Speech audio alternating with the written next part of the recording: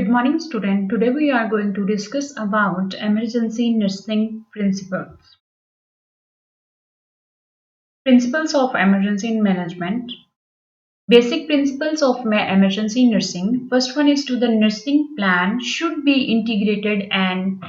coordinated. Means कि है कि ਜਿਹੜਾ nursing plan ਅਸੀਂ plan कर रहे हैं nursing process it should be integrated and coordinated first to the patient's initial stage ਦੇ ਵਿੱਚ ਹੋਣਾ ਚਾਹੀਦਾ and the second is the coordinations like that ਅਸੀਂ A B C process देखते हैं first one airway ठीक होएगा तब breathing circulation आगे जाएगा ठीक है then circulation focus करेगा अगर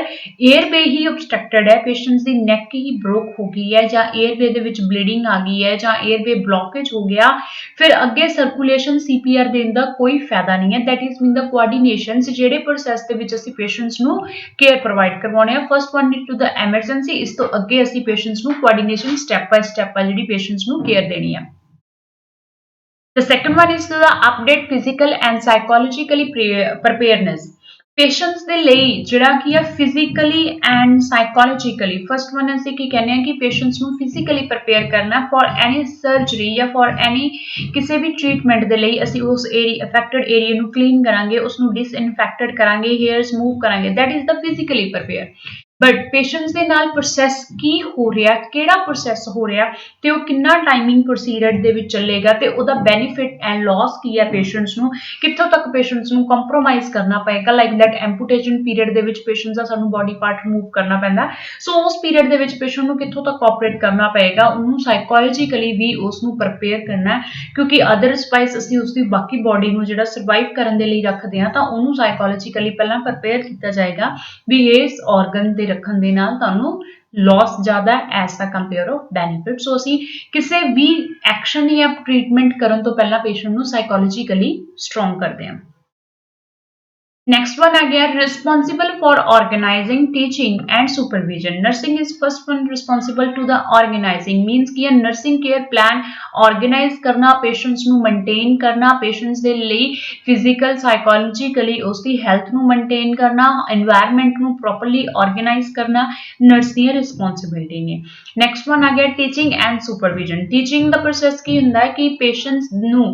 guide करना guide means psychologically ਉਸ ਨੂੰ support करना plus ਜਿਹੜੀਆਂ ਉਹਨੇ ਡੂ ਐਂਡ ਡੋਂਟ ਡੂਸ ਜਿਹੜੀਆਂ ਥਿੰਗਸ ਨੇ ਉਹਦੇ ਪੇਸ਼ੈਂਟਸ ਦੀ ਹੈਲਥ ਦੇ ਰਿਗਾਰਡਿੰਗ ਉਹਨਾਂ ਦੇ ਬਾਰੇ ਉਹਨੂੰ ਡਿਟੇਲ ਨੌਲੇਜ ਦੇਣੀ ਆ and after that recovery process ਦੇ ਵਿੱਚ ਜਾਂ ਰੀਹੈਬਿਲਿਟੇਸ਼ਨ ਪ੍ਰੋਸੈਸ ਦੇ ਵਿੱਚ ਪੇਸ਼ੈਂਟ ਨੂੰ ਸੁਪਰਵਾਈਜ਼ ਕਰਨਾ ਟੂ ਦ ਵਰਕ ਜਿਵੇਂ ਕਿ ਹੈ ਲਾਈਕ ਦੈਟ ਅਸੀਂ ਜੇ ਪੇਸ਼ੈਂਟਸ ਦੀ ਐਗਜ਼ਾਮਪਲ ਦਿੰਦੇ ਆ ਐਂਪੂਟੇਸ਼ਨ ਵਾਲੇ ਪੇਸ਼ੈਂਟ ਦੀ ਜਿਹਦਾ ਬੋਡੀ ਪਾਰਟ ਉਸ ਏਰੀਆ ਦਾ ਰਿਮੂਵਡ ਹੋ ਗਿਆ ਜਾਂ ਫਿਰ ਸੀਵੀਅਰ ਪੇਸ਼ੈਂਟ ਦੀ ਜਿਹਨੂੰ ਕੀ ਆ ਕ੍ਰੇਨੀਅਲ ਪ੍ਰੋਬਲਮ ਆ ਗਈ ਹੈ ਜਿਹਦੇ ਕਰਕੇ ਉਹਦਾ ਵਨ ਸਾਈਡਡ ਬੋਡੀ ਆ ਪੈਰਾਲਾਈਜ਼ ਹੋ ਗਿਆ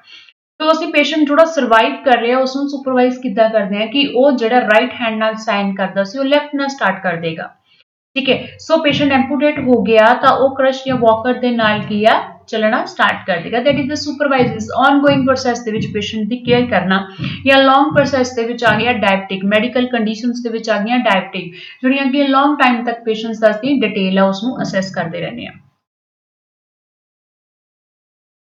Next one is the stimulate community participations. Patients ਨੂੰ ਕੀ ਆ psychologically promote ਕਰਨਾ for the community participations ਦੇ ਲਈ patients ਨੂੰ second one phases ਤੇ ਆ ਜਾਂਦਾ ਸਾਡੇ ਕੋਲ ਕਿ ਜੇ ਇਸ areas ਦੇ ਵਿੱਚ ਕੋਈ trigger ਹੋਇਆ ਜਾਂ disaster problem ਆਈ ਹੈ ਉਸ area ਦੇ ਵਿੱਚ ਦੀ local community ਨੂੰ help ਦੇ ਲਈ promote ਕਰਨਾ ਜਿੱਦਾਂ ਕੀ ਆ ਰੈੱਡ ਸੁਸਾਇਟੀ ਹੋ ਗਿਆ ਜਾਂ ਹੈਲਥ ਵੈਲਥ ਕਲੱਬ ਹੋ ਗਏ ਲੋਕਲ ਕਮਿਊਨਿਟੀ ਦੇ ਵਿੱਚ ਦੇ ਜਿਹੜੇ ਸੋਸ਼ਲ ਕਲੱਬਸ ਹੁੰਦੇ ਨੇ ਉਹਨਾਂ ਨੂੰ ਜ਼ਿਆਦਾ ਇਨਵੋਲਵ ਕਰਨਾ ਫॉर ਦਾ ਹੈਲਥ ਐਕਸਰਸਾਈਜ਼ ਕੰਪੀਟੈਂਸਸ ਦੇ ਵਿੱਚ ਆ ਜਾਂਦਾ ਹੈ ਕਿ ਪੇਸ਼ੈਂਟਸ ਨੂੰ ਰੇਂਜ ਆਫ ਮੋਸ਼ਨਸ ਦੀਆਂ गाइडेंस देनी है नैक्सट वन की है उस एरिए ਦੇ ਵਿੱਚ ਪ੍ਰੋਪਰਲੀ ਇਨਵੋਲਵ ਹੋ ਕੇ ਤੁਸੀਂ ਐਕਟੀਵਿਟੀਜ਼ ਕਰਨਾ Basic principles of nursing care for the disasters victims ਹੁਣ ਜਿਹੜੇ disasters ਦੇ ਵਿੱਚ ਆ ਚੁੱਕੇ victims ਨੇ ਜਿਨ੍ਹਾਂ ਦੇ ਨਾਲ incidents ਹੋ ਚੁੱਕੇ ਆ ਉਹਨਾਂ ਦੇ ਲਈ adaptations of skill to situation ਜੋ situation ਬਣੀ ਹੋਈ ਹੈ ਉਹਨਾਂ ਦੇ ਵਿੱਚ skills ਨੂੰ ਪੈਦਾ ਕਰਨਾ ਕਿ ਉਹ ਉਸ ਨੂੰ adapt ਕਰ ਸਕਣ next care of the disasters victims cares of the disasters victims ਦੇ ਵਿੱਚ ਕੀ ਹੋਏਗਾ केयर ऑफ डिजास्टर्स विक्टिम्स ਦੇ ਵਿੱਚ ਹੈ ਕਿ ਜਿਹੜਾ ਤੁਸੀਂ ਪੇਸ਼ੈਂਟਸ ਦੇ ਅਸੀਂ ਡਾਇਜੈਸਟਰਸ ਦੇ ਵਿੱਚ ਪ੍ਰੋਸੈਸ ਪੜ੍ਹ ਚੁੱਕੇ ਹਾਂ ਕਿ ਪੇਸ਼ੈਂਟਸ ਦੀ according to the need according to the colour dividing ਦੇ ਅਕੋਰਡਿੰਗ ਅਸੀਂ ਪੇਸ਼ੈਂਟਸ ਦੀ ਕੇਅਰ ਕਰਦੇ ਹਾਂ ਕ੍ਰਿਟੀਕਲ ਪੇਸ਼ੈਂਟ ਹੈ ਉਸ ਨੂੰ ਅਸੀਂ ਰੈੱਡ ਫਲੈਗ ਦਿੰਦੇ ਹਾਂ ਜਿੱਦਾਂ ਉਸ ਦੇ ਅਕੋਰਡਿੰਗ ਪ੍ਰਾਇੋਰਟੀ ਵਾਈਜ਼ ਪੇਸ਼ੈਂਟ ਦੀ ਜਿਹੜੀ ਕੀ ਹੈ ਨੀਡ ਹੈ ਉਹਦੇ ਅਕੋਰਡਿੰਗ ਉਹਨੂੰ ਕੇਅਰ ਪ੍ਰੋਵਾਈਡ ਕਰਨੀ ਆ ਫॉर एग्जांपल ਤੁਹਾਡੇ ਕੋਲ ਪੇਸ਼ੈਂਟ ਪਿਆ ਇੱਕ ਨੂੰ ਰੈਸਪੀਰੇਟਰੀ ਪ੍ਰੋਬਲਮ ਆ ਰਹੀ ਆ ਔਰ ਇੱਕ ਦੇ ਸਿਰਫ ਐਂਕਲ ਬ੍ਰੇਕੇਜ ਹੋ ਰਿਹਾ ਹੁਣ the first one is priority is that ਕੀ ਆ ਕਿ ਜਿਹੜੇ ਪਰਸਨ ਨੂੰ 에ਅਰਵੇ ਆਬਸਟ੍ਰਕਸ਼ਨਸ ਹੋ ਰਿਹਾ 에ਅਰਵੇ ਆਬਸਟ੍ਰਕਸ਼ਨਸ ਵਾਲੇ ਪਰਸਨ ਦੇ ਨਾਲ ਕੀ ਹੋਏਗਾ ਕਿ ਉਹਦੀ ਜਿਹੜੀ ਆਕਸੀਜਨ ਸਪਲਾਈ ਆ ਉਹ ਬੰਦ ਹੋ ਰਹੀ ਹੈ ਸੋ ਇਸ ਕਰਕੇ ਤਾਂ ਫਸਟ ਵਨ ਪ੍ਰਾਇੋਰਟੀ ਕੀ ਹੋਏਗੀ ਆਕਸੀਜਨ ਆ ਜਿਹੜੀ ਸਰਕੂਲੇਸ਼ਨ ਆ ਮੇਨਟੇਨ ਆ ਕਰਕੇ ਰੱਖਣੀ ਹੈ नेक्स्ट वन आ गया continuous awareness for the patients conditions continuous awareness क्योंकि है कि पेशेंट है ਤੁਹਾਡੇ ਕੋਲ ਆਇਆ ਹੋਇਆ क्रिटिकल कंडीशंस ਦੇ ਵਿੱਚ ICU ਦੇ ਵਿੱਚ ਅਸੀਂ ਕੀ ਕਹਿੰਦੇ ਆ 1:1 ਪੇਸ਼ੈਂਟ ਸਟਾਫ ਹੁੰਦਾ ਹੈ ਸੋ ਕਿਉਂ ਹੁੰਦਾ ਹੈ ਕਿ ਉਸ ਜਿਹੜਾ ਪ੍ਰੋਸੈਸ ਆ ਪੇਸ਼ੈਂਟਸ ਨੂੰ ਕੰਟੀਨਿਊਅਰ ਮੋਨੀਟਰਿੰਗ ਹੁੰਦੀ ਆ ਉਹਦੇ ਵਾਈਟਲ ਸਾਈਨਸ ਹਾਫ ਆਰਲੀ ਹੁੰਦੇ ਆ even then it depends on the monitor reading ਹੁੰਦੀ ਆ ਉਹਦੇ ਮੋਨੀਟਰ ਲੱਗਿਆ ਹੁੰਦਾ ਪ੍ਰੋਪਰਲੀ ਉਹਦੀਆਂ ਰੀਡਿੰਗਸ ਨੂੰ ਆਬਜ਼ਰਵ ਕੀਤਾ ਜਾਂਦਾ ਤਾਂ ਕਿ ਜਿਹੜੀ ਪੇਸ਼ੈਂਟ ਦੀ ਕੰਡੀਸ਼ਨਸ ਹੈ ਉਹਦੇ ਅਪ ਔਰ ਡਰਾਊਬੈਕ ਕ੍ਰਿਟੀਕਲ ਕੰਡੀਸ਼ਨਸ ਪਤਾ ਲੱਗੇ ਜਾਣ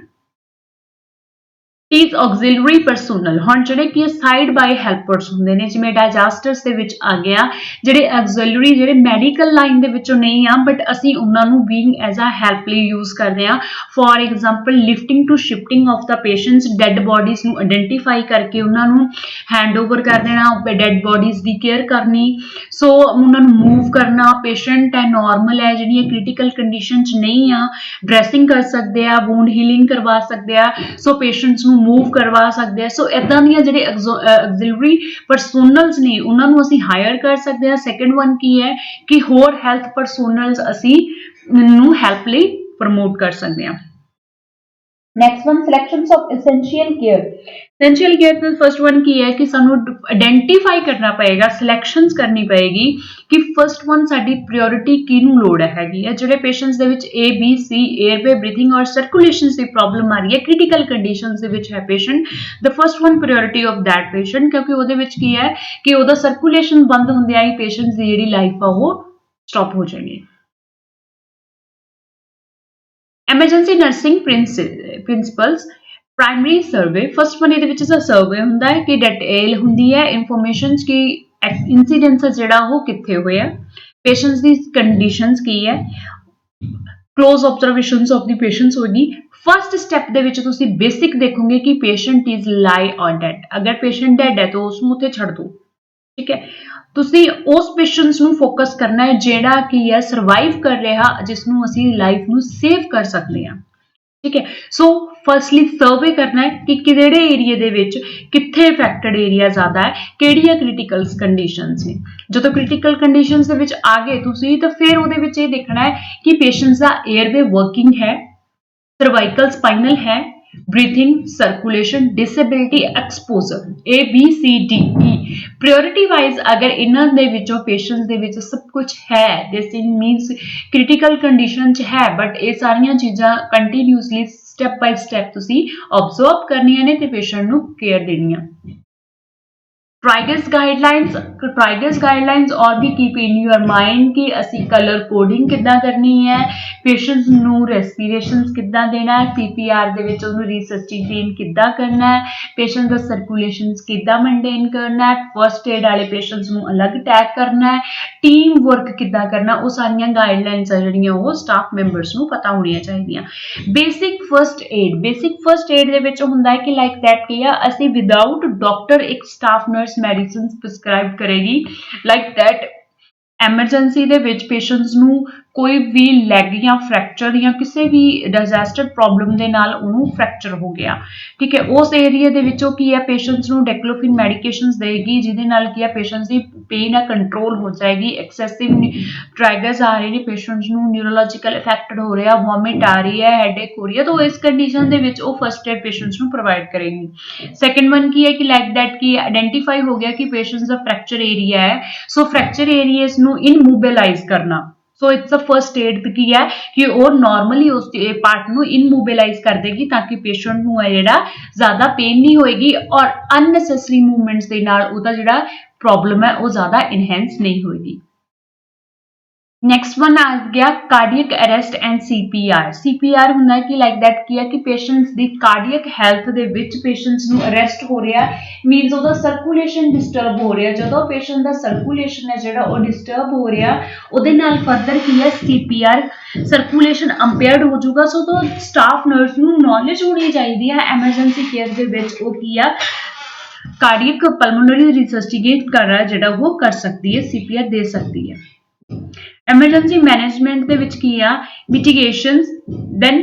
preparedness response and recovery. Mitigations ਦੇ ਵਿੱਚ ਕੀ ਹੈ the fundamental principle of emergency management based on the four phases. First one to the mitigations phase is on we conduct an annual hazard mitigation risk assessment that identify those hazards we judge to be the most critical and need our effort to focus on to the upcoming year.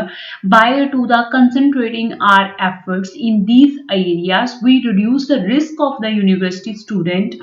and faculties and staff। ਮਿਟੀਗੇਸ਼ਨਸ ਦੇ ਵਿੱਚ ਕੀ ਹੈ ਕਿ ਜਿਵੇਂ ਕਿ ਸਾਨੂੰ previously ਪਤਾ ਹੈ ਕਿ ਉਸ ਏਰੀਏ ਦੇ ਵਿੱਚ ਅਰਥਕੁਇਕ ਆ ਗਿਆ ਜਾਂ 1 or 2 ਟਾਈਮ ਆ ਗਿਆ ਜਿਹਦੇ ਕਰਕੇ ਬਿਲਡਿੰਗਸ ਡਿਸਟਰੋਇਜ਼ ਹੋ ਗਈਆਂ। ਦ ਨੈਕਸਟ ਵਨ ਸਾਡਾ ਐਫਰਟਸ ਕੀ ਰਹੇਗਾ ਕਿ ਜਿਹੜੀਆਂ ਅਰਥਕੁਇਕ ਸੇਫ ਬਿਲਡਿੰਗਸ ਨੇ ਜਿਹੜੀਆਂ ਜਾਂ ਤਾਂ ਉਹ ਕੰਸਟਰਕਟਡ ਹੋਣਗੀਆਂ ਉਸ ਏਰੀਏ ਦੇ ਵਿੱਚ ਹਸਪੀਟਲਸ ਮੈਨੇਜਮੈਂਟ ਆ ਜਿਹੜੀ ਉਹ ਏਰੀਏ ਦੇ ਵਿੱਚ ਰੈਡੀ ਰਹੇਗੀ ਜਿਹੜੀ ਕੀ ਆ ਉਸ ਏਰੀਏ ਦੇ ਵਿੱਚ ਪੇਸ਼ੈਂਟਸ ਦੀ ਕੇਅਰ ਕਰ ਸਕਦੀ ਹੈ। ਸਰਵਿਸਿਜ਼ ਦੇ ਬਾਰੇ ਹੋਏਗਾ ਉਹ ਜਿਹੜੀਆਂ ਨੈਗਲੀਜੈਂਸੀਜ਼ ਨੇ ਨਾ ਜਾਂ ਜਿਹੜੇ ਡੈਫੀਸ਼ੀਐਂਸੀਜ਼ ਨੇ ਉਹਨਾਂ ਨੂੰ ਪ੍ਰੀਵੀਅਸ ਰਿਕਾਰਡ ਦੇ ਕੰਪੇਅਰ ਕਰਕੇ ਅਸੀਂ ਉਹਨਾਂ ਨੂੰ ਆਇਡੈਂਟੀਫਾਈ ਕਰਕੇ ਉਹਨਾਂ ਨੂੰ ਫੋਕਸ ਕਰਦੇ ਹਾਂ। ਹੁਣ ਇੱਥੇ ਫੋਰ ਐਗਜ਼ਾਮਪਲ ਹੈ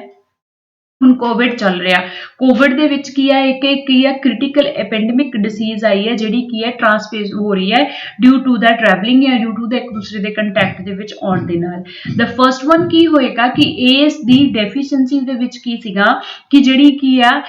ਟੂਰਿਸਟ ਸੀਗੇ ਉਹਨਾਂ ਨੂੰ ਸਟਾਰਟਿੰਗ ਫੇਸ ਤੇ ਹੀ ਰੋਕਿਆ ਜਾਂਦਾ ਤੇ ਜਿਹੜੇ ਆਇਡੈਂਟੀਫਾਈ ਕੀਤੇ ਗਏ ਕੇਸ ਸੀਗੇ ਉਹਨਾਂ ਨੂੰ ਅਸੀਂ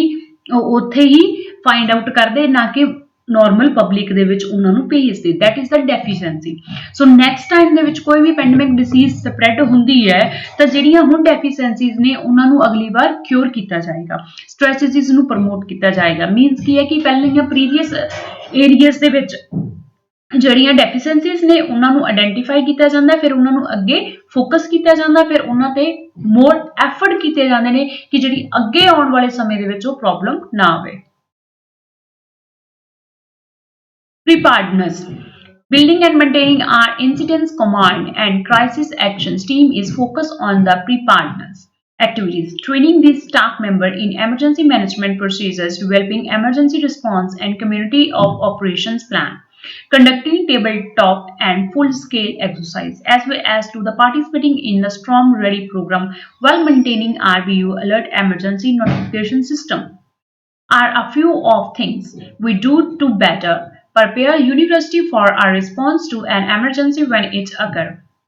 ਇਹਦੇ ਵਿੱਚ ਕੀ ਹੁੰਦਾ ਹੈ ਕਿ ਅਸੀਂ ਟ੍ਰੇਨਿੰਗ ਫੇਸ ਨੂੰ ਇਨਹੈਂਸ ਕਰਨਾ ਫੋਰ ਐਗਜ਼ਾਮਪਲ ਤੁਸੀਂ ਆਪਣੇ ਲਓ ਕਿ ਸਟੂਡੈਂਟ ਟ੍ਰੇਨਿੰਗ ਪੀਰੀਅਡ ਦੇ ਵਿੱਚ ਪੇਸ਼ੈਂਟ ਕੇਅਰ ਸੀ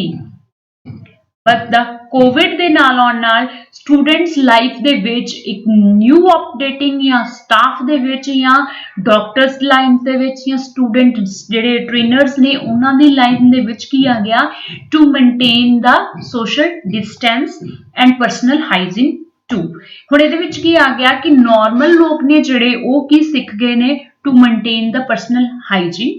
ਠੀਕ ਹੈ ਲੋਕਲ ਡਿਸਟੈਂਸਿੰਗ ਨੂੰ ਸਿੱਖ ਗਏ ਨੇ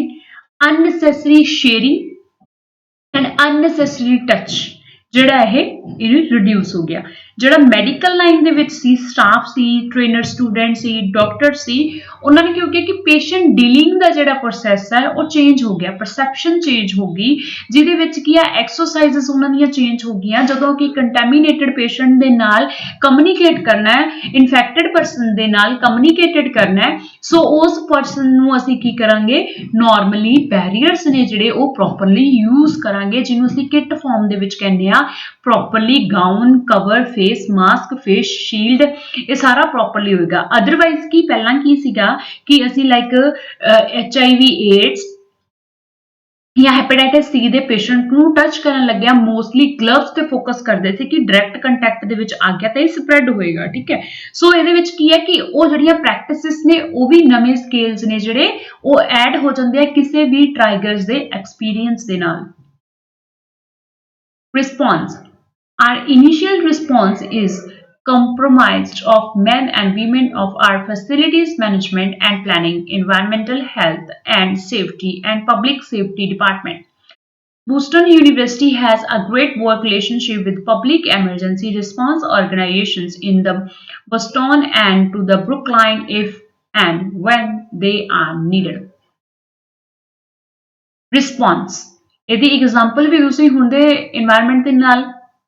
ਕੋਰਿਲੇਟ ਕਰ ਸਕਦੇ ਹੋ ਕਿ ਗਵਰਨਮੈਂਟ ਨੇ ਸਟ੍ਰੈਟੇਜੀਜ਼ ਬਣਾਈਆਂ ਸੀ planning environmental health and safety ਨੂੰ ਲੈ ਕੇ ਕੀ ਆ ਕਰਫਿਊ ਲਗਾ ਦਿੱਤਾ ਗਿਆ ਸੀ ਤਾਂ ਕਿ ਜਿਹੜਾ ਲੋਕਾਂ ਦਾ ਕਮਿਊਨੀਕੇਸ਼ਨ ਹੈ ਉਹ ਇੰਟਰਪਟ ਹੋ ਜਾਊਗਾ। ਜਦੋਂ ਕਮਿਊਨੀਕੇਸ਼ਨ ਇੰਟਰਪਟ ਹੋ ਜਾਊਗਾ ਲੋਕ ਇੱਕ ਦੂਸਰੇ ਦੇ ਕੰਟੈਕਟ 'ਚ ਨਹੀਂ ਆਉਣਗੇ ਤਾਂ ਜਿਹੜਾ ਉਹ ਲੋਕਾਂ ਦੀ ਸੇਫਟੀ ਹੈ ਜਿਹੜੀ ਉਹ ਪ੍ਰਮੋਟ ਹੋ ਜੂਗੀ। ਸੋ ਇਹਦੇ ਵਿੱਚ ਸੇਫਟੀ ਡਿਪਾਰਟਮੈਂਟਸ ਕੀ ਹੈ ਇਸ ਚੀਜ਼ ਨੂੰ ਪ੍ਰਮੋਟ ਕਰ ਰਿਹਾ ਹੈ। ਸਕੂਲਸ ਓਪਨਿੰਗ ਨਹੀਂ ਹੋ ਰਿਹਾ ਉਹ ਪਲੈਨਿੰਗ ਚੱਲ ਰਹੀ ਹੈ ਮੈਨੇਜਮੈਂਟ ਚੱਲ ਰਹੀ ਹੈ ਕਿ ਇਸ ਚੀਜ਼ ਨੂੰ ਰਿਸਪੌਂਸ ਕੀ ਦਿੱਤਾ ਜਾਏਗਾ। ਠੀਕ ਹੈ, ਸੋ ਐਮਰਜੈਂਸੀ ਕੰਡੀਸ਼ਨਸ ਦੇ ਵਿੱਚ ਇਸ ਨੂੰ ਕਿੱਦਾਂ ਰੋਕਿਆ ਜਾ ਸਕਦਾ ਹੈ। Next one is the recovery.